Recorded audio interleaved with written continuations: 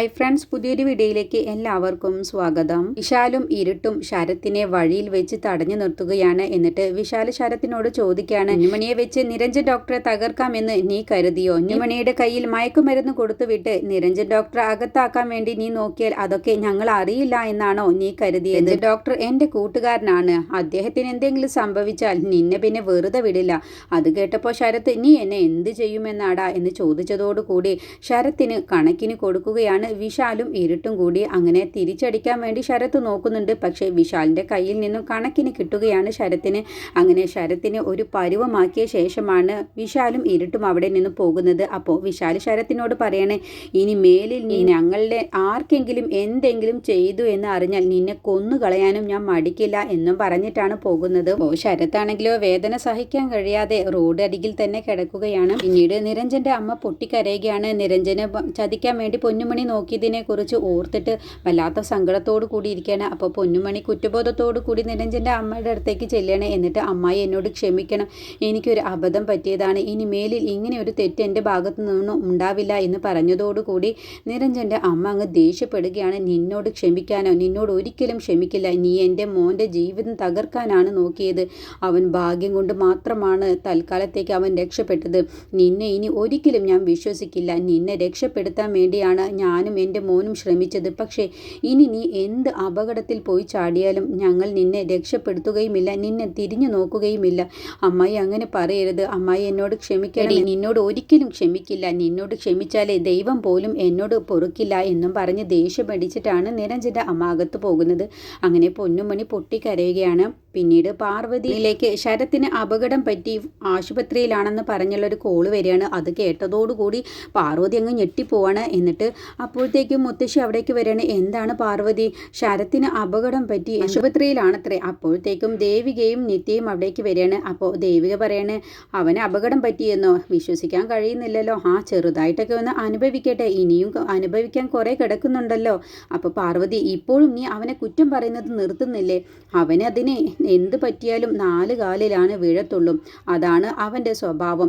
നീ ഒന്ന് നിർത്തുന്നുണ്ടോ? അല്ലാമ്മേ, ഞാൻ പറയുന്നതിൽ എന്ത് തെറ്റാണത്? ഞാൻ കുറ്റമൊന്നുമല്ലല്ലോ പറയുന്നത്. പാർവതിക്ക് ഒട്ടും തന്നെ പിടിക്കുന്നില്ല. അങ്ങനെ പാർവതി മുത്തശ്ശിയോട് പറയണേ, ഞാൻ എന്തായാലും ഹോസ്പിറ്റലിലേക്ക് പോവുകയാണമ്മേ. അത് തന്നെയാണ് നല്ലത്, നീ പോയിക്കോ പാർവതി. അപ്പോൾ ദേവിക്ക് പറഞ്ഞു, ഇല്ല അമ്മ ഇപ്പം എവിടേക്കും പോകുന്നില്ല. അത് പറയാൻ നീ ആരാടി? എൻ്റെ മരുമകനാവാൻ പോകുന്നവനാണ്. അവന് അപകടം പറ്റി ആശുപത്രിയിൽ കിടക്കുന്നു എന്ന് അറിഞ്ഞിട്ട് ഞാൻ പോവാതിരിക്കാൻ പറ്റില്ല. അമ്മ എന്താ വിചാരിച്ചത്? രാവിലെ ഒന്നുമല്ല, ഇത് രാത്രിയിലാണ്. ഈ സമയത്ത് പോവണ്ട. അത് പറയാൻ എനിക്കൊരു അവകാശവും ഇല്ലടി. ഞാൻ പോവും. ഇല്ല, അമ്മയോടല്ലേ പറഞ്ഞത്? അമ്മയല്ലേ കുറച്ച് നേരത്തെ പറഞ്ഞത് മരുമകനാവാൻ പോകുന്നവനാണ് ശരത്ത് എന്ന്? എങ്കിൽ എനിക്കാണ് കൂടുതൽ അധികാരമുള്ളത്. ഞാൻ അമ്മയുടെ മരുമകളാണ്. അതുകൊണ്ട് അമ്മ ഇവിടെ നിന്നും എവിടേക്കും പോകുന്നില്ല. അത് പറയാൻ നീ ആരാടി? ഞാൻ പോവും. ഇല്ല, അമ്മ ഇനി അഥവാ എന്നെ ധിക്കരിച്ച്, എൻ്റെ വാക്ക് ധിക്കരിച്ച് ഇവിടെ നിന്ന് പോയിട്ടുണ്ടെങ്കിൽ അമ്മ തിരിച്ചു പിന്നെ ഈ വീട്ടിലേക്ക് കയറില്ല. ഇത് ദേവിക പറയുന്ന വാക്കാണ്. അത് കേട്ടതോടുകൂടി പാർവതിയുടെ ഉത്തരം മുട്ടിപ്പോവാണ്. അപ്പോൾ നിത്യയും പറയാണ്, ഏട്ടത്തി പറയുന്നത് ശരിയാണ്. അമ്മ ഈ രാത്രിയിൽ ഇപ്പോൾ എവിടേക്കും പോവണ്ട. ഒന്നാമത് കാലം ശരിയല്ല. ഇനിയിപ്പോൾ വിവരങ്ങളൊക്കെ ശരിക്കും അറിഞ്ഞതുമില്ല. അതുകൊണ്ട് അമ്മ ഇപ്പോൾ തൽക്കാലം ഈ രാത്രിയിൽ പോവണ്ട എന്ന് നിത്യയും പറയാണ്. അപ്പോൾ പാർവതിയെ പോവരുത് എന്ന് ദേവിക പറഞ്ഞതോടുകൂടി പാർവതിക്ക് പിന്നെ ഒന്നും ചെയ്യാൻ കഴിയുന്നില്ല. അങ്ങനെ പാർവതി ദേഷ്യം പിടിച്ച് റൂമിലേക്ക് പോവാണ്. പുറകെ മുത്തശ്ശിയും പോവാണ്. അപ്പോൾ നിത്യ പറയണ, കലക്കി ഏട്ടത്തി, ഇപ്പത്താണ് ആള്, അവൻ എന്തൊക്കെ ചെയ്യുമെന്നുള്ളത് പറയാൻ പോലും കഴിയില്ല. അമ്മയെ ഈ രാത്രിയിൽ വിടാതിരുന്നത് എന്തുകൊണ്ടും നന്നായി ഏട്ടത്തി. അപ്പോൾ ദേവിക പറയണ, അമ്മ എന്തായാലും ഇവിടെ നിന്നും പറഞ്ഞു വിടില്ല. ഈ വീട്ടിൽ നിന്നും ആരും പോവില്ല. അവനൊരു അമ്മയുണ്ടല്ലോ, അവർ വേണമെങ്കിൽ ശരത്തിനെ നോക്കിക്കോട്ടെ എന്നും പറഞ്ഞ് ദേവിക അകത്ത് പോവാണ്. അപ്പോൾ നെറ്റിക്ക് ദേവികയുടെ ആ തീരുമാനവും ആ സംസാരമൊക്കെ ഒരുപാട് ഇഷ്ടപ്പെട്ടുകൊണ്ട് നിൽക്കുകയാണ്. എന്നിട്ട് പാർവതി ധൃതി പിടിച്ചുകൊണ്ട് ഫോണിൽ വിളിക്കുകയാണ് പ്രഭാവതിക്ക്. എന്നിട്ട് ശരത്തിന് അപകടം പറ്റിയതിനെ കുറിച്ച് പറയാണ്. അത് കേട്ടപ്പോൾ പ്രഭാവതി അങ്ങ് ഞെട്ടിപ്പോവാണ്. അപ്പോൾ ശരത്ത് ആശുപത്രിയിൽ തനിച്ചാണ്, പ്രഭാവതി അവിടേക്ക് പോകണമെന്ന് പറഞ്ഞപ്പോൾ ഞാൻ അവിടെ ഇല്ല, ഞാൻ കുറച്ച് ദൂരെയാണ്, എനിക്കിപ്പോൾ അവിടേക്ക് വരാൻ കഴിയാത്ത അവസ്ഥയിലാണ്.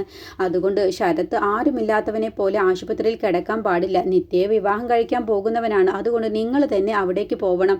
അത് പിന്നെ എനിക്ക് ഇവിടെ നിന്ന് പോകാൻ പറ്റാത്ത ഒരു അവസ്ഥയാണ്. ഒന്നാമത് രാത്രിയല്ലേ, അതൊന്നും എനിക്കറിയണ്ടേ. നിങ്ങളെ വീട്ടിലല്ലേ ശരത്ത് താമസിച്ചത്. അപ്പോൾ അവന് അപകടം പറ്റിയാൽ നിങ്ങൾ തന്നെയല്ലേ അവനെ നോക്കേണ്ടത്. അതുകൊണ്ട് നിങ്ങൾ അവിടേക്ക് പോയേ പറ്റൂ എന്ന് പറഞ്ഞ് ഫോൺ വെക്കാൻ നേരം പാർവതി പറയണ ഫോൺ വെക്കല്ലേ, അല്ല പൈസ എന്തെങ്കിലും ഉണ്ടാകുമോ എന്ന് ചോദിക്കുമ്പോഴത്തെ അതിന് എൻ്റെ കയ്യിൽ ഞാനതിന് ഇവിടെ കുറേ ദൂരെയല്ലേ, അവിടെ ആയിരുന്നെങ്കിൽ എങ്ങനെയെങ്കിലും പൈസ ഉണ്ടാക്കി സംഘടിപ്പിച്ചതാണ്. ഇതിപ്പോൾ എന്നെ കൊണ്ട് കഴിയില്ല. അതുകൊണ്ട് നിങ്ങൾ എങ്ങനെയെങ്കിലും പൈസയൊക്കെ ഉണ്ടാക്കി ശരത്തിൻ്റെ അടുത്തേക്ക് പോകണം, അല്ലാതെ പോവാതിരിക്കരുത് എന്ന് പറഞ്ഞ് ആജ്ഞാപിച്ച പോലെയാണ് പ്രഭാവതി പാർവതിയോട് സംസാരിച്ചിട്ട് ഫോൺ വെക്കുന്നത്. അപ്പോൾ പാർവതി ആണെങ്കിലോ എന്ത് ചെയ്യും, ഞാൻ എങ്ങനെ ഈ വീട്ടിൽ നിന്നും ഇറങ്ങിപ്പോവും, എങ്ങനെ ഞാൻ പൈസ ഉണ്ടാക്കും എന്നുള്ള ചിന്തയോടുകൂടിയാണ് നിൽക്കുന്നത്. പിന്നീട് ചന്ദ്ര പ്രേമയുമായിട്ട് സംസാരിക്കുകയാണ്. അല്ല, നിങ്ങളുടെ പുന്നാര ആങ്ങള സിദ്ധുവിന് ഇപ്പോൾ പുതിയ കേസൊക്കെ ആയല്ലോ, പരുന്തും പറവയൊക്കെ ഇപ്പോൾ ജയിലിലായി, അവരെ പുറത്തിറക്കേണ്ടേ, അതൊന്നും നീ നോക്കണ്ട, അതൊക്കെ അവൻ നോക്കിക്കോളും. ആദ്യം നീ നിന്റെ സ്വന്തം കേസ് വാദിക്കാൻ വേണ്ടി നോക്ക്. എത്രയും പെട്ടെന്ന് സിദ്ധു നിന്നെ ഡിവോഴ്സ് ചെയ്യാനുള്ള കാര്യങ്ങളൊക്കെ ചെയ്യുന്നുണ്ട്, അത് വാദിക്കേണ്ടി വരും. അതിന് ഡിവോഴ്സ് ഒന്നും ഞാൻ അനുവദിച്ചു തരില്ലല്ലോ. പെണ്ണുങ്ങളുടെ ഭാഗത്താണ് ഇപ്പോൾ എല്ലാ നിയമവും ഉള്ളത്, അത് ഞാൻ മാക്സിമം ഉപയോഗിക്കും. അത് കേട്ടപ്പോൾ അച്ഛൻ പറയണ്, ഞങ്ങൾ ഇവിടെ പ്രശ്നം ഉണ്ടാക്കാനൊന്നും ഇഷ്ടപ്പെടുന്നില്ല, സമാധാനമായി പിരിയണമെന്നാണ് ഞങ്ങൾ ആഗ്രഹിക്കുന്നത്. അത് കേട്ടപ്പോൾ ചന്ദ്ര, എങ്ങനെ അച്ഛൻ ഇതൊക്കെ പറയാൻ വേണ്ടി തോന്നുന്നു? ആരുമില്ല എന്നുള്ള തോന്നൽ ഉള്ളത് കൊണ്ടല്ലേ നിങ്ങളൊക്കെ എന്നോട് ഇങ്ങനെ പെരുമാറുന്നത്? നിങ്ങളുടെ മോൾക്കാണ് ഇങ്ങനെ സംഭവിക്കുന്നതെങ്കിൽ നിങ്ങൾ എങ്ങനെയൊക്കെ പെരുമാറുമോ? അപ്പോൾ പ്രേമ പറയണ്, ഞങ്ങളാരും ഇതുപോലെ നിന്റെ പോലെ ഇങ്ങനെ കണ്ടവരുടെ കൂടെ തുള്ളിച്ചാടി നടക്കത്തൊന്നുമില്ല. അത് ഞാൻ എപ്പോഴാണ് തുടങ്ങിയത്? സിദ്ധുവേട്ടൻ ദേവികയുമായിട്ട് ഇങ്ങനെ പെരുമാറുന്നത് കൊണ്ടല്ലേ ഞാൻ നിങ്ങളെ ദേഷ്യം പിടിപ്പിക്കാൻ വേണ്ടിയിട്ടാണ് ഇങ്ങനെയൊക്കെ പെരുമാറുന്നത്, അല്ലാതെ ഞാനും വിഷ്ണുവും തമ്മിൽ ഒരു ബന്ധവുമില്ല. അത് കേട്ടപ്പോൾ പ്രേമ പറയണ, നീ വെറുതെ നുണ പറയണ്ട, ഇനി നിന്റെ നുണയൊന്നും ഞങ്ങൾ ആരും ഇവിടെ വിശ്വസിക്കാൻ പോകുന്നില്ല. അപ്പോൾ സിദ്ധുവിൻ്റെ അച്ഛൻ പറയണ, നിന്നോട് ഞാൻ കുറച്ച് കരുണ കാണിച്ചതാണ്, പക്ഷെ നിന്റെ ഭാഗത്ത് ഒരു ന്യായവുമില്ല, നീ നല്ലൊരു സ്ത്രീയുമല്ല, അതുകൊണ്ട് ഇനി നിന്റെ ഭാഗത്ത് ഞങ്ങൾ നിൽക്കില്ല. അതിന് ആര് എൻ്റെ കൂടെ നിൽക്കണമെന്നാണ് ഞാൻ പറഞ്ഞത്? എൻ്റെ കൂടെ ആരും നിൽക്കണ്ടേ, എൻ്റെ കൂടെ ഈശ്വരനുണ്ട്. അതുകൊണ്ട് നിങ്ങൾ ആര് തല കുത്തി നിന്നാലും ശരി, ഡിവോഴ്സ് ഞാൻ അനുവദിച്ചു തരില്ല, നിങ്ങൾക്ക് ഡിവോഴ്സ് കിട്ടാനും പോകുന്നില്ല. അപ്പോൾ പ്രേമ പറയണ, അത് നമുക്ക് നോക്കാമെടി, സിദ്ധു തന്നെ നിന്നെ ഡിവോഴ്സ് ചെയ്ത് എത്രയും പെട്ടെന്ന് ഈ വീട്ടിൽ നിന്നും നിന്നെ പുറത്താക്കും, നീ അത് കണ്ടോ? നമുക്ക് നോക്കാം എന്ന് പറഞ്ഞുകൊണ്ടാണ് ചന്ദ്ര അകത്ത് പോകുന്നത്. പിന്നീട് ശരത്തിനെ കാണാൻ ഹോസ്പിറ്റലിലേക്ക് തങ്കച്ചി വരികയാണ്. എന്നിട്ട് ചോദിക്കണം, അല്ല എങ്ങനെയാണ് അവരിതൊക്കെ അറിഞ്ഞത്, നിന്നെ അടിച്ചത് ആരാണ് എന്നൊക്കെ ചോദിക്കുമ്പോൾ വിശാലും ഇരുട്ടും കൂടിയാണ് അവരെങ്ങനെ ഈ രഹസ്യം അറിഞ്ഞു? പൊന്നുമണി പറഞ്ഞു കൊടുത്തതായിരിക്കുമോ? ഇല്ല, അവള് പറഞ്ഞിട്ടില്ല എന്നാണ് എന്നോട് പറഞ്ഞത്, അവര് ഊഹിച്ചെടുത്തതായിരിക്കും. അക്ഷര ഞാനും പൊന്നുമണിയും കൂടി സംസാരിക്കുന്നത് അന്ന് കണ്ടതല്ലേ, അതിൻ്റെ സംശയത്തിലായിരിക്കും. എന്തായാലും അവർക്കിട്ട് തിരിച്ചടി കൊടുക്കണ്ടേ? എങ്ങനെ തങ്കച്ചി ഞാൻ ഇങ്ങനെ തിരിച്ചടിക്കും? എൻ്റെ അവസ്ഥ അത്രയ്ക്ക് മോശമല്ലേ, ഇനിയും അവരുടെ കയ്യിൽ നിന്നും ഇടി കിട്ടേണ്ടി വരും. അതല്ല ഞാൻ ഉദ്ദേശിച്ചത്, അവർക്കെതിരെ ഇനി വധശ്രമത്തിന് കേസ് കൊടുക്കണം. അപ്പോൾ അങ്ങനെയാകുമ്പോൾ പാർവതിക്കും നിത്യയ്ക്കും മുന്നിൽ നിനക്ക് നല്ലവനാവുകയും ചെയ്യാം. അതിനു വേണ്ടിയുള്ള കാര്യങ്ങൾ നീ എത്രയും പെട്ടെന്ന് ചെയ്യണം. അത് വേണോ തങ്കച്ചി? വേണം. അത് തന്നെയാണ് നിനക്ക് എല്ലാവർക്കും മുന്നിൽ മാന്യനാണെന്ന് തെളിയിക്കാനുള്ള ഒരു അവസരം കൂടിയാണ്. അങ്ങനെ ശരത്ത്, എനിക്ക് കുറച്ച് പൈസ കൂടി വേണം എന്ന് പറയുമ്പോൾ അതൊക്കെ ഞാൻ ഏറ്റു, നിനക്ക് വേണ്ട പൈസയൊക്കെ ഞാൻ തന്നോളാം. അല്ല, എൻ്റെ മേലാസകനം വേദനയുണ്ട്, ഇവിടെ നിന്നും ഇറങ്ങിയിട്ട് വേണം ആയുർവേദത്തിൻ്റെ ചികിത്സ നടത്താൻ. ഒഴിച്ചിലും പിഴിച്ചിലും എണ്ണത്തോണിയിൽ കിടക്കലൊക്കെ വേണ്ടിവരും. അതിനു കൂടിയുള്ള പൈസ വേണമെന്നാവുമല്ലേ നീ ഉദ്ദേശിച്ചത്? അതെ തങ്കച്ചി, ഞാൻ തങ്കച്ചിക്ക് വേണ്ടിയിട്ടല്ലേ ഇങ്ങനെയൊക്കെ ചെയ്യുന്നത്, അപ്പോൾ എനിക്ക് പൈസ തങ്കച്ചി തരണമല്ലോ. നീ അതിനൊന്നും ടെൻഷൻ ആവണ്ട, നിനക്ക് ആവശ്യമുള്ള പൈസ ഞാൻ തന്നോളാം എന്ന് പറഞ്ഞാണ് തങ്കച്ചി പോകുന്നത്. പിന്നീട് ചന്ദ്രയുടെ അടുത്തേക്ക് സിദ്ധു ചെല്ലാണ് ഡിവോഴ്സ് പേപ്പറുമായിട്ട്. ഇതെന്താന്ന് ചോദിക്കുമ്പോൾ ഇത് മ്യൂച്വൽ ഡിവോഴ്സിനുള്ള പേപ്പറാണ്, ഇതിൽ നീ ഒന്ന് ഒപ്പിടണം. അയ്യോ, ഞാൻ ഇതിൽ ഒപ്പിടാനോ? എന്നിട്ട് അതങ്ങ് വാങ്ങിക്കുകയാണ്. എന്നിട്ട് അത് രണ്ട് കീറായിട്ട് അങ്ങ് കീറുകയാട്ടോ. എന്നിട്ട് പറയാണ്, നിങ്ങൾ എന്ത് കരുതി? നിങ്ങളല്ലേ യുദ്ധം ചെയ്ത് എൻ്റെ കയ്യിൽ നിന്നും ഡിവോഴ്സ് വാങ്ങുമെന്ന് പറഞ്ഞത്, എന്നിട്ടിപ്പോൾ എന്താ തോറ്റുപോയോ?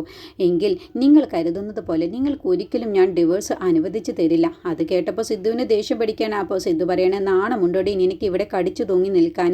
ഞാൻ എന്തിനു നാണിക്കണം? സിദ്ധു എന്നെ നിയമപരമായി താലി കെട്ടി ഈ വീട്ടിലേക്ക് കൊണ്ടുവന്നതല്ലേ, അപ്പോൾ എനിക്കിവിടെ നിൽക്കാൻ അവകാശമുണ്ട്.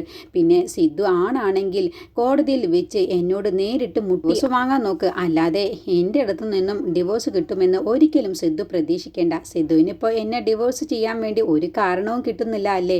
ഇതിനൊരു അടിത്തറയില്ലല്ലോ, പിന്നെ എങ്ങനെയാണ് എന്നെ ഡിവോഴ്സ് ചെയ്യാൻ സിദ്ധുവിന് പറ്റുക? അതുകൊണ്ടല്ലേ? എങ്കിൽ സിദ്ധു നീ ഒന്നോർത്തോ, ഒരിക്കലും എൻ്റെ കയ്യിൽ നിന്നും സിദ്ധുവിന് ഡിവോഴ്സ് കിട്ടില്ല എന്ന് പറഞ്ഞ് വെല്ലുവിളിച്ചുകൊണ്ടാണ് ചന്ദ്ര അകത്ത് പോകുന്നത്. അങ്ങനെ സിദ്ധുവിന് ദേഷ്യം പിടിച്ച് ആ പേപ്പർ അങ്ങ് ചുരുട്ടി കൂട്ടുകയാണ്. സിദ്ധു തിരിച്ചും ചന്ദ്രയെ വെല്ലുവിളിക്കുന്നുണ്ട്, ഞാൻ നിൻ്റെ അടുത്ത് നിന്നും ഡിവോഴ്സ് വാങ്ങിയിരിക്കും, ഞാൻ കോടതിയിൽ വെച്ച് നീ ഒരു പെണ്ണല്ലേ എന്ന് കരുതിയിട്ടാണ്, നിന്നെ നാണം കെടുത്തണ്ട എന്ന് കരുതിയിട്ടാണ്. പക്ഷേ ഇനി എൻ്റെ അടുത്ത് നിന്നും അങ്ങനെ ഒരു ആനുകൂല്യം നീ പ്രതീക്ഷിക്കേണ്ട, നീ എല്ലാത്തിനും തയ്യാറായി നിന്നോ എന്ന് സിദ്ധുവും തിരിച്ചു വെല്ലുവിളിക്കുകയാണ്. പിന്നീട് വിശാൽ ഹോസ്പിറ്റലിൽ അഡ്മിറ്റ് ആയി കിടക്കുകയാണ്. അപ്പോൾ ഇരട്ടി ചോദിക്കുകയാണ്, അല്ല സാറേ എന്തിനാണ് നമ്മൾ ഇവിടെ വന്ന് കിടക്കുന്നത്, സാറിന് ഒരു കുഴപ്പവും ഇല്ലാത്തതല്ലേ?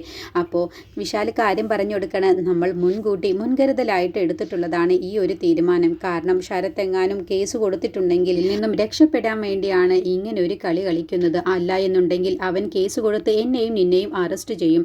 അതില്ലാതിരിക്കാൻ വേണ്ടിയിട്ടാണ്. ഇതിപ്പോൾ 4 മണിക്ക് ഞാൻ ഇവിടെ വന്ന് ഹോസ്പിറ്റലിൽ അഡ്മിറ്റ് ആയി എന്നാണ് റെക്കോർഡിലുള്ളത്. പക്ഷേ നമ്മൾ ശരത്തിനെ അടിച്ചിട്ടുള്ളത് 7 മണിക്കാണ്. ശരത്ത് അഡ്മിറ്റ് ആയിട്ടുള്ളത് 8 മണിക്കും. അപ്പോൾ പിന്നെ ശരത്തിനെ നമ്മൾ അടിച്ചു എന്നുള്ളത് തെളിയിക്കാൻ കഴിയില്ല. അപ്പോൾ പിന്നെ ശരത്ത് കൊടുത്ത അതിൽ ഒരിക്കലും എന്നെ അറസ്റ്റ് ചെയ്യാനും കഴിയില്ല. അതിന് വേണ്ടിയിട്ടാണ് ഇങ്ങനെ ഒരു മുൻകൂട്ടി ആദ്യം ഒന്ന് പ്ലാൻ ചെയ്തത്. അത് കേട്ടപ്പോൾ ഇരുട്ട് പറയണേ, ഇത് നല്ല ബുദ്ധിയായിട്ടുണ്ടല്ലോ, സാറിന് നല്ല ബുദ്ധിയാണല്ലോ എന്നൊക്കെ പറയണേ. പിന്നീട് പാർവതിയോട് മുത്തശ്ശി പറയണേ, ഇനി എന്തായാലും അവിടേക്ക് പോകാൻ കഴിയാത്തത് കൊണ്ട് ശരത്തിനെ ഒന്ന് വിളിച്ചു നോക്ക്. അല്ല എന്താ ഹോസ്പിറ്റലിലേക്ക് വരാത്തത് എന്ന് അപ്പോൾ ശരത്ത് ചോദിക്കില്ലേ? പിന്നെ നാളെ ഇവിടേക്ക് വന്നാലും നിന്നോട് അവൻ ഇത് ചോദിക്കില്ല, അത് കുഴപ്പമില്ല, നീ ആദ്യം വിളിക്കാൻ നോക്ക് എന്ന് പറഞ്ഞ് ശരത്തിൻ്റെ ഫോണിലേക്ക് വിളിക്കാട്ടോ. അപ്പോൾ ശരത്ത് എന്താ അമ്മ എന്ന് ചോദിക്കുമ്പോൾ, അല്ല മോനെ എനിക്കിപ്പോൾ എങ്ങനെയുണ്ട്? എനിക്ക് കുഴപ്പമൊന്നുമില്ല അമ്മ, അഡ്മിറ്റ് ആവേണ്ട ആവശ്യമൊന്നുമില്ല. പക്ഷേ ഞാനിവിടെ അഡ്മിറ്റ് ആയത് ഇത് കേസാക്കാൻ വേണ്ടിയിട്ടാണ്. അപ്പോൾ നിന്നെ ആരാണ് അടിച്ചത് എന്ന് ചോദിച്ചപ്പോൾ പെട്ടെന്ന് ശരത്ത് ആരുടെ പേര് പറയണം എന്നുള്ള ഭാവത്തിലാണ് കേട്ടോ ആലോചിച്ച് നിൽക്കുന്നത്.